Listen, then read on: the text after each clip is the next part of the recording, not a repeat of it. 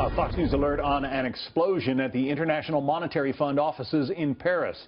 French police say it was a letter bomb, and one person is slightly injured. Benjamin Hall is following this breaking story live from our London bureau. Benjamin.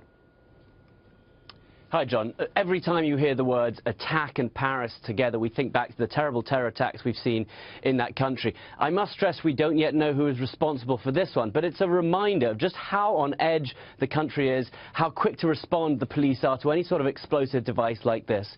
The attack took place this morning at the office of the International Monetary Fund, the IMF, when a letter bomb exploded in the face of a secretary. The victim was injured on her hands and face. Police and armed soldiers immediately evacuated the building and locked down surrounding streets. They have now confirmed that the package was sent by post and the explosion was probably caused by a homemade device.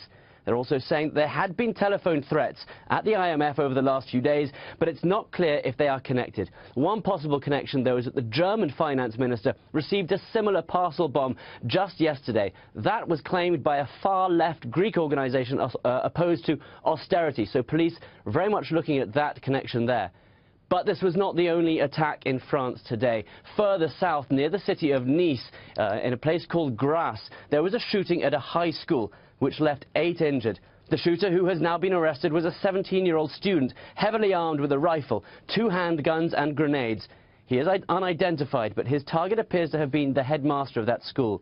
In response to that, the French government sent out a terror alert via a nationwide app, which was implemented by the French authorities just after the deadly November 2015 attacks in Paris.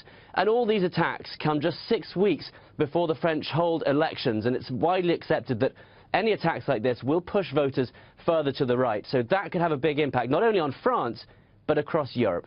Back to you. Benjamin Hall, obviously a very concerning time there. Thank you, Benjamin.